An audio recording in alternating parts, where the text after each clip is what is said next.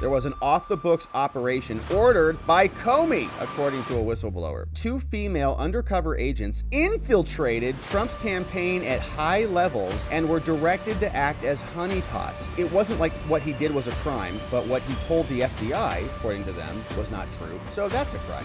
Obviously, James Comey was rigging investigations against Trump and in favor of Hillary. The FBI planted moles into the Trump campaign to spy on them, something we've long suspected, but now a whistleblower is revealing this via the Washington Times. There was an alleged off-the-books investigation that started before the collusion stuff. So they were rigging this from the beginning. Now, we came upon a lot of this with the Russia collusion hoax and the Steele dossier and the PP tape and all of that stuff. But now, apparently, they had agents in there. This is the same FBI that exists today, one of the most corrupt entities that ever existed in America. The House Judiciary Committee is examining a whistleblower report, that the FBI targeted Trump soon after he announced his campaign in 2015. There was an off-the-books operation ordered by Comey, according to a whistleblower, that even predated Crossfire Hurricane. An FBI agent involved in the probe revealed the off-the-books criminal investigation on Tuesday in a protected disclosure sent to the Congressional Committee. Wow. The whistleblower disclosure said 2 female undercover agents infiltrated Trump's campaign at high levels and were directed to act as honeypots while traveling with Trump and his campaign staff on the trail. This is insane. After the disclosure, the Washington Times reviewed, which they saw, right? They looked at this letter. The investigation differed from the later Crossfire Hurricane counterintelligence operation that was targeting Russia collusion. It said the early off-the-books probe was a criminal investigation targeting Trump and his staff. The agent, quote, personally knew that Comey ordered an FBI investigation against Trump, and Comey personally directed it. The off-the-books investigation did not appear to target a specific crime, but was more of what agents would describe as a fishing expedition just to find something. Times reached out to Comey for comment, and a House Judiciary Committee spokesman said the committee received the allegation and plans to look into them. Oh, that's good. The whistleblower said the undercover operation was hidden from the DOJ Inspector Michael Horowitz, who investigated the misconduct, right? And a lot of this has been looked at, and of course, the big question is, why is this coming out now? Why did you just send this letter into the committee now? The whistleblower disclosure also said the secret investigation may indicate institutional bias against Trump, though it does not appear that any information about this investigation was turned over to Trump's defense team. Former FBI Assistant Director Chris Swecker said the report, if true, is a booming, egregious violation. It's an unprecedented infiltration of a presidential campaign, which is sensitive, he told the Times. It's sensitive to the point where it would have been approved by the AG, would have to have been predicated. And in this case, I'm not hearing any predication. It would have been on the books anyway, regardless. Now, Mr. Trump launched his first presidential campaign in 2015, we saw, about a year before they opened up the fake Crossfire Hurricane investigation, asking whether Trump was colluding with the Russians. The FBI investigation and the special counsel probe did not find any evidence of Russia collusion, because there wasn't any, but he got impeached for it. The earlier off-the-books investigation, which came before that, according to this disclosure, had no predicated foundation. So Mr. Comey personally directed the investigation without creating an official case file in Sentinel or any other system. So there's no basis, right? There's no predicate. There's no launching point, trigger point to give them even an inkling, oh, there's a crime here, so let's go start an investigation. There wasn't anything. So let's just go look. The disclosure notes the FBI has multiple methods of concealing highly sensitive investigations, so Mr. Comey did not have a legitimate reason to avoid creating a case file in the FBI system. He served as director of the FBI until 2017 when Trump fired him. The disclosure said that Dave Bowditch, deputy director there, and Paul Abate, terrible, assistant director, were also involved in helping Comey. The undercover honeypot targeted Trump campaign advisor George Papadopoulos. Now, he pleaded guilty to the felony charge of making false statements to the FBI in 2017 about his contacts related to Russia and U.S.-Russia relations. Trump pardoned him 2 years after he served 12 days in federal prison, was placed on 1-year supervised release. Crazy, right? So that was rigged. Now, the Justice Department, so it wasn't like what he did was a crime, but what he told the FBI, according to them, was not true. So that's a crime, which is why you don't talk to the feds. Justice Department documents declassified in April 2020 revealed that FBI agent Curtis Heidi was the handler for a confidential human source who recorded Mr. Papadopoulos. In the recording, Papadopoulos adamantly denied the Trump campaign was involved in hacking the DNC emails. He rebuffed claims that the Trump campaign was working with Russia. His denials are withheld from the FBI's warrant application to the FISA court, according to documents that were released by Bill Barr, right? So they make him look a lot more suspicious. They don't include any of his denials. Like, well, this guy's really suspicious. Well, did you talk to him? And did he deny this? Well, just leave that part out. In a December 2019 report, Mr. Horowitz Horowitz, the Inspector General, listed the failure to include the denials as 2 of 17 significant inaccuracies and omissions so that they could go get the warrant to spy on Trump campaign and figure Carter Page. The FBI whistleblower said off-the-books investigations was closed because a newspaper obtained a photograph of one of the undercover agents and was about to publish it. Wow, that sounds pretty juicy. The FBI press office, according to the agent's disclosure, misled the newspaper by claiming the photograph was of an FBI informant, not of an undercover agent. FBI said the informant would be killed if the photograph was published, and so they didn't do it. Sounds a little spicy there. Now, additionally, the FBI employee alleged that one of the undercover agents agreed to be transferred to the CIA so she would not be available as a witness, and another bureau employee involved in the operation was rewarded for her activities with a promotion and is now a high-level FBI executive. All right. So the FBI